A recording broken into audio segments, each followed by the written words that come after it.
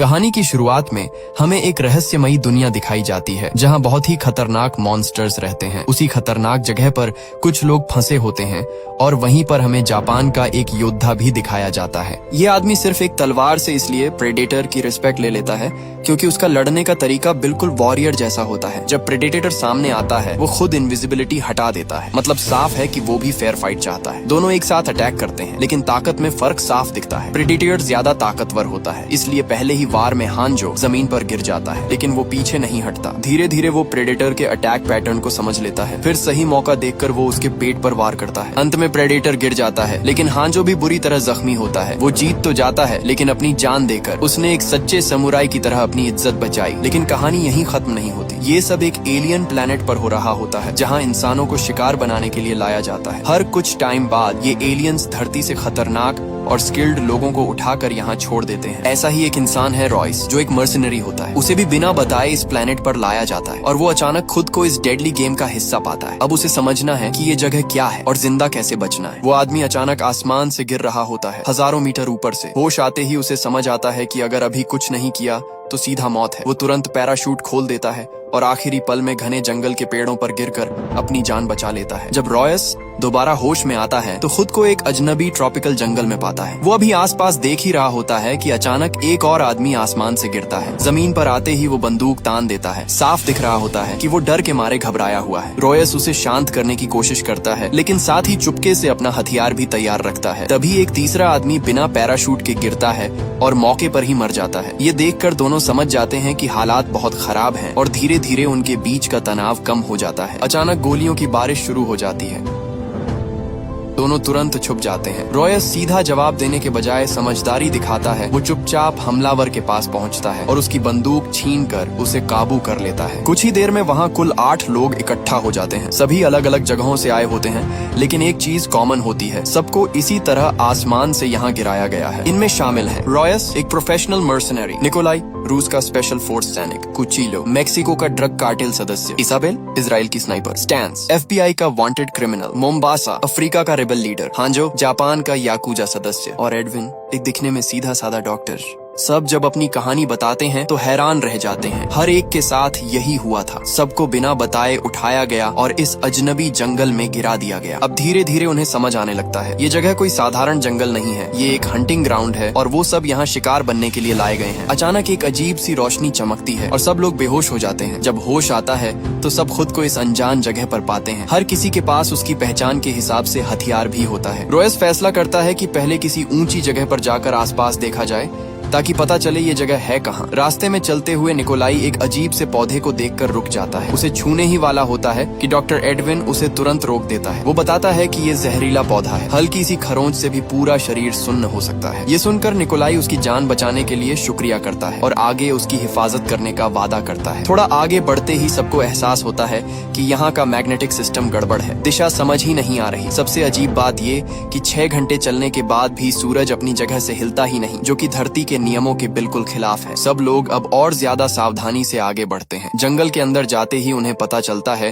कि यहाँ सिर्फ इंसान ही नहीं है बल्कि कई तरह के ट्रैप और पिंजरे भी लगे हुए हैं। और हैरानी की बात ये कि वो पिंजरे बाहर से नहीं अंदर से बंद हैं। आगे बढ़ते हुए अचानक एक ट्रैप एक्टिव हो जाता है। इसाबेल लगभग नुकीले कांटों से भरे गड्ढे में गिरने वाली होती है लेकिन रॉयस तुरंत उसे पकड़कर बचा लेता है। इसके बाद सब लोग आसपास ध्यान से चेक करते हैं। तलाशी के दौरान उन्हें एक पुरानी लाश मिलती है जो काफी बुरी हालत में होती है। लगता है उसे मरे हुए कम से कम 1 हफ्ता हो चुका है। सबसे डरावनी बात ये होती है कि उसे बहुत बेरहमी से टुकड़ों में काटा गया था। रॉयस समझता है कि ये ट्रैप इंसानों के लिए नहीं बने बल्कि किसी और उससे भी बड़े और खतरनाक शिकार के लिए बनाए गए हैं। तभी किसी को पेड़ों के ऊपर एक साया दिखता है लेकिन पल भर में गायब हो जाता है। वो सोचते हैं शायद वहम होगा और आगे बढ़ते रहते हैं। जब सब पहाड़ की चोटी पर पहुंचते हैं तो जो नजारा देखते हैं वो उन्हें हिला देता है। आसमान में कई अनजान ग्रह साफ दिखाई दे रहे होते हैं। तभी सबको समझ आता है ये धरती नहीं है, मतलब साफ है, उन्हें किसी दूसरे ग्रह पर लाया गया है जहाँ से वापस जाना लगभग नामुमकिन है। इतने में जंगल के अंदर से अचानक जोर की आवाज आती है। सब तुरंत अपनी बंदूकें उस दिशा में तान देते हैं, लेकिन घने पेड़ों की वजह से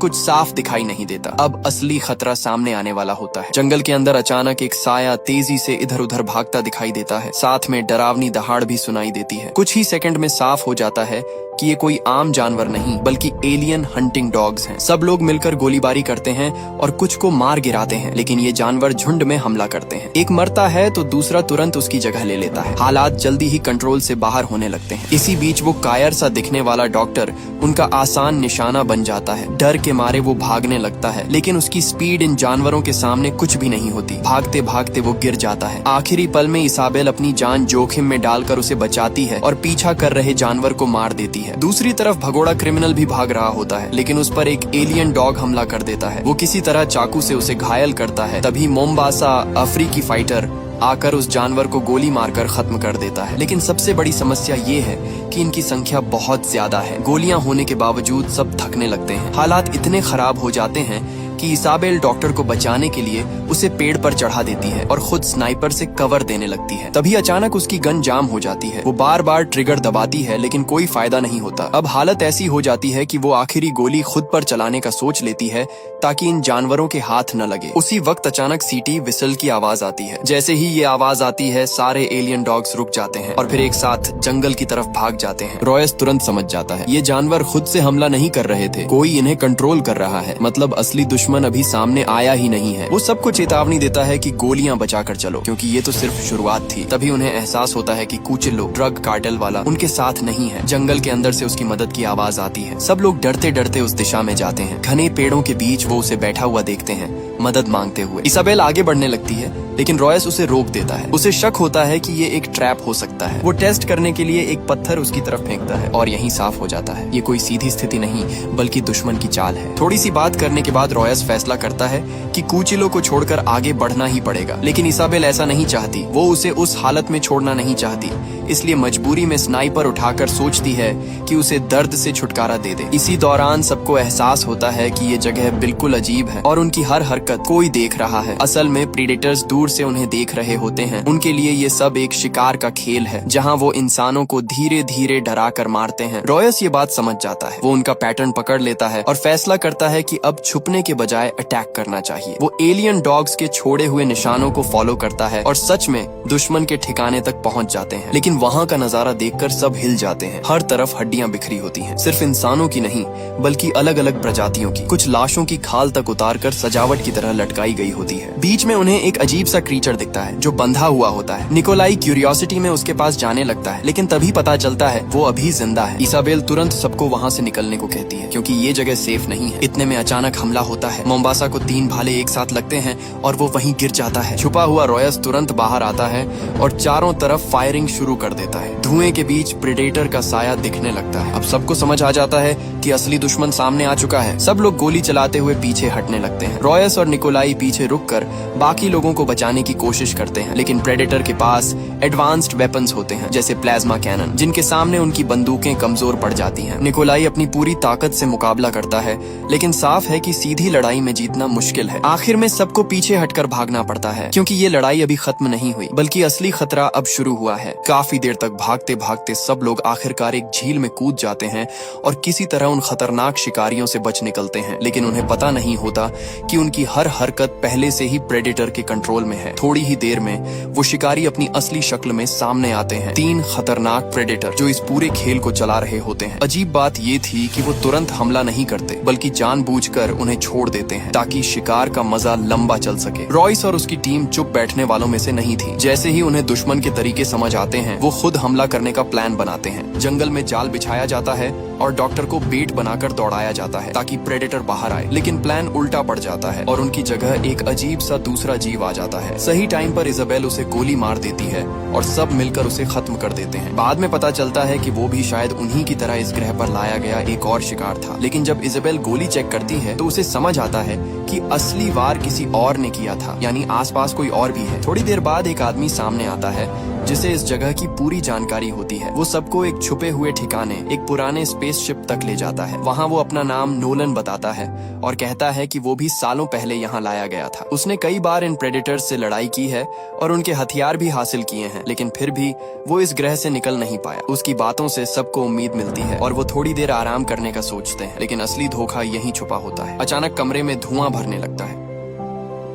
पता चलता है कि नोलन ही उन्हें मारने की कोशिश कर रहा है ताकि उनके हथियार और सामान ले सके। सारे रास्ते बंद हो जाते हैं और हालत फिर से खतरनाक हो जाती है। तभी रॉयस को समझ आता है कि यहाँ सिर्फ प्रेडेटर्स ही नहीं, इंसान भी एक दूसरे के लिए खतरा बन सकते हैं। रॉयस समझ जाता है कि सीधे निकलना आसान नहीं है, इसलिए वो जोर से फायर करता है ताकि आवाज बाहर तक जाए। गोलियों की गूंज सच में प्रेडेटर का ध्यान खींच लेती है। नोलन ये देखकर डर जाता है और जल्दी से भागने लगता है, लेकिन कुछ ही दूर जाकर उसका सामना सीधे एक प्रेडेटर से हो जाता है। उधर प्रेडेटर धीरे धीरे बाकी लोगों तक पहुंच जाता है, मगर वो तुरंत हमला नहीं करता। वो उन्हें भागने देता है जैसे बिल्ली चूहे के साथ खेलती है। भागते वक्त डॉक्टर टीम से अलग हो जाता है और अकेला प्रेडेटर के सामने आ जाता है। वो डर के मारे आंखें बंद कर लेता है, लेकिन तभी एक सैनिक उसे बचाने आ जाता है और दोनों भागने लगते हैं। ज्यादा दूर नहीं जा पाते कि प्रेडेटर अपने हथियार से उस सैनिक को मार गिराता है। डॉक्टर ये सब देखता है, मगर डर के कारण उसे छोड़कर भाग जाता है। उसी दौरान एक और प्रेडेटर निकोला को पकड़ लेता है और उसे मारने ही वाला होता है कि निकोला आखिरी पल में ग्रेनेड फोड़ देता है और दोनों साथ उड़ जाते हैं। इस धमाके के बाद बाकी लोग थोड़ी देर के लिए बच जाते हैं,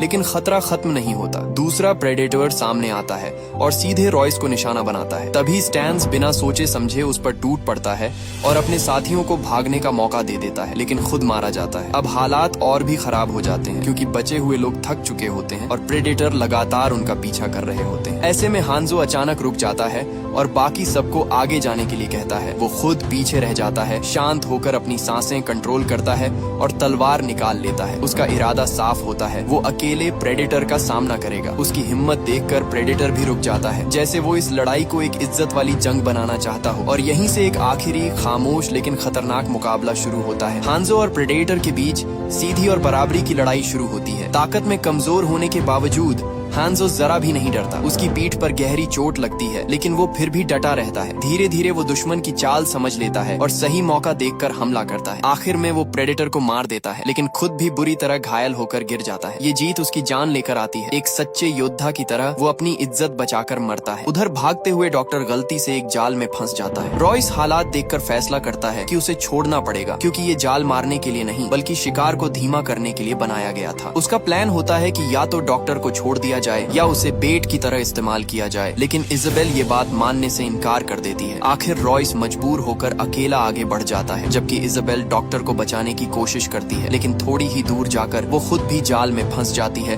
और हवा में लटक जाती है। इसी दौरान रॉयस प्रेडेटर के बेस तक पहुंच जाता है, जहां उसे एक बंदी प्रेडेटर मिलता है जो पहले लड़ाई में घायल हो चुका होता है। रॉयस उससे डील करता है, अगर वो उसे छोड़ दे तो बदले में वो उसे धरती पर वापस भेज देगा। प्रेडेटर उसकी बात समझ जाता है और रॉयस उसकी बेड़ियां काट कर उसे आजाद कर देता है। वो प्रेडेटर अपना वादा निभाते हुए स्पेसशिप चालू करता है और उसका रास्ता धरती की तरफ सेट कर देता है, लेकिन तभी एक और प्रेडेटर वहां पहुंच जाता है और दोनों के बीच जबरदस्त लड़ाई शुरू हो जाती है। रॉयस ये सब देखकर समझ जाता है कि अब यहाँ रुकना खतरे से खाली नहीं, और वो तुरंत स्पेसशिप की तरफ भागता है। पीछे दोनों खतरनाक योद्धा आपस में भिड़े रहते हैं और लड़ाई का नतीजा अभी भी अनिश्चित होता है, जबकि रॉयस की आखिरी उम्मीद उसी उड़न जहाज से जुड़ी होती है। लड़ाई में घायल प्रेडेटर जो रॉयस ने आजाद किया था पूरी ताकत से दुश्मन पर वार करता है और उसे कुछ देर के लिए गिरा देता है, लेकिन दूसरा प्रेडेटर नियम तोड़ते हुए सीधे अपना प्लाज्मा हथियार इस्तेमाल करता है और उस पर हमला कर देता है। मजबूर होकर घायल प्रेडेटर छिपने की कोशिश करता है, लेकिन उसकी हालत इतनी खराब होती है कि वो ज्यादा देर टिक नहीं पाता। आखिरकार दुश्मन उसे बेरहमी से मार देता है और जीतने के बाद तुरंत रॉयस के पीछे निकल पड़ता है। रॉयस इस बीच स्पेसशिप तक पहुंच जाता है और वो उड़ान भरने लगती है, लेकिन प्रेडेटर उसे भी खत्म कर देता है। वो दूर से ही उसे उड़ा देता है, जिससे रॉयस की वापसी की आखिरी उम्मीद भी खत्म हो जाती है। उधर गड्ढे में फंसे डॉक्टर और इजाबेल के बीच हालात बदल जाते हैं। डॉक्टर अचानक इजाबेल पर हमला कर देता है और जहरीली छुरी से उसे घायल कर देता है। तब सच सामने आता है, वो कोई मासूम इंसान नहीं बल्कि एक खतरनाक किलर होता है जिसे इसी वजह से यहाँ लाया गया था। डॉक्टर का असली इरादा होता है इजाबेल को मारकर प्रेडेटर को खुश करना ताकि वो खुद बच सके और इस ग्रह पर जिंदा रह सके। लेकिन जैसे ही वो उसे खत्म करने वाला होता है, रॉयस वापस आ जाता है। वो समझ चुका होता है कि डॉक्टर ही सबसे खतरनाक है। वो चालाकी से डॉक्टर को भरोसे में लेकर सही मौका देखता है और फिर अचानक उस पर हमला करके उसे काबू कर लेता है। रॉयस डॉक्टर को बेट की तरह इस्तेमाल करता है और प्रेडेटर का इंतजार करता है। थोड़ी देर बाद प्रेडेटर वापस आता है और अपनी तकनीक से डॉक्टर को ढूंढ लेता है। बिना समय गंवाए वो उसे मार देता है, लेकिन उसी पल रॉयस का जाल एक्टिव होता है। जोरदार धमाका होता है जो प्रेडेटर को गिरा देता है। फिर भी वो जिंदा रहता है और गुस्से में उठ खड़ा होता है। अब आखिरी मुकाबला शुरू होने वाला होता है। रॉयस समझ जाता है कि सीधा लड़ना उसके बस की बात नहीं, इसलिए वो अपने पूरे शरीर पर मिट्टी लगा लेता है ताकि प्रेडेटर की हीट विजन उसे पहचान ना सके। फिर वो आग लगाकर माहौल को और कंफ्यूज करता है ताकि दुश्मन की सेंसिंग कमजोर हो जाए। कुछ पल के लिए लगता है कि ये चाल काम कर जाएगी, लेकिन प्रेडेटर का आर्मर इतना मजबूत होता है कि रॉयस के हमलों का उस पर कोई खास असर नहीं पड़ता। थक कर रॉयस एक पेड़ के पीछे छिप जाता है, लेकिन प्रेडेटर जल्दी ही अपनी स्ट्रेटेजी बदल देता है और अपने एडवांस्ड मास्क से रॉयस की धड़कन पकड़ लेता है। अचानक उस पर हमला होता है। रॉयस किसी तरह प्लाज्मा शॉट से बच तो जाता है, लेकिन अब वो बुरी तरह घायल हो चुका होता है। प्रेडेटर उसे पकड़कर हवा में फेंक देता है और बेरहमी से मारता है। हालात ऐसे हो जाते हैं कि रॉयस अब उठ भी नहीं पा रहा होता और उसकी हार तय लगने लगती है। जैसे ही प्रेडेटर आखिरी वार करने वाला होता है, तभी इजाबेल, जो अभी तक जिंदा होती है, अपनी पूरी ताकत जुटाकर स्नाइपर से निशाना लगाती है और गोली चला देती है। ये हमला प्रेडेटर को कुछ पल के लिए रोक देता है। इसी मौके का फायदा उठाकर रॉयस अचानक उठता है, कुल्हाड़ी पकड़ता है और पूरी ताकत से पलटवार करता है। इस बार हमला सीधा पड़ता है। प्रेडेटर संभल नहीं पाता और पीछे की तरफ गिर जाता है। अब लड़ाई का रुख बदल चुका होता है और पहली बार लगता है कि इंसान भी इस खतरनाक शिकारी को टक्कर दे सकता है। प्रेडेटर जमीन पर गिरते ही फिर उठने की कोशिश करता है, लेकिन रॉयस उसे मौका नहीं देता। वो लगातार उस पर हमला करता है, इतनी तेजी से कि प्रेडेटर संभल भी नहीं पाता। कुछ ही पलों में वो बुरी तरह घायल हो जाता है। अपनी आखिरी ताकत से वो रॉयस को घूरता है और जोर से दहाड़ता है, जैसे आखिरी बार अपनी ताकत दिखाना चाहता हो। लेकिन अगले ही पल वो गिर जाता है और इस बार हमेशा के लिए। लंबी और खतरनाक लड़ाई के बाद आखिरकार रॉयस और इजाबेल को सुकून का पल मिलता है। चारों तरफ खामोशी छा जाती है, जैसे तूफान गुजर चुका हो। लेकिन ये सुकून ज्यादा देर टिकता नहीं। अगली सुबह जब वो आसमान की तरफ देखते हैं तो उनकी उम्मीदें फिर हिल जाती हैं। आसमान में फिर से पैराशूट्स दिखाई देते हैं। इसका मतलब साफ होता है, ये खेल अभी खत्म नहीं हुआ। नए लोग फिर से इस शिकार के मैदान में उतारे जा रहे हैं। रॉयस और इजाबेल समझ जाते हैं कि ये एक कभी न खत्म होने वाला चक्र है। लेकिन इस बार फर्क ये है, अब वो पहले जैसे नहीं रहे। अब उन्हें दुश्मन के तरीके समझ आ चुके हैं। अब वो सिर्फ शिकार नहीं बल्कि मुकाबला करने वाले बन चुके हैं। लड़ाई अभी बाकी है, लेकिन अब उनमें उसे जीतने का हौसला भी है। इसी के साथ ये कहानी यहीं पर खत्म होती है। तो दोस्तों, कमेंट सेक्शन में जरूर बताना कि आपको ये एक्सप्लेनेशन कैसा लगा, और अगर आपको इसके और पार्ट्स चाहिए तो कमेंट करके जरूर बताएं। नेक्स्ट पार्ट लाने की कोशिश करेंगे। जल्दी मिलते हैं। अपना ख्याल रखना। बाय।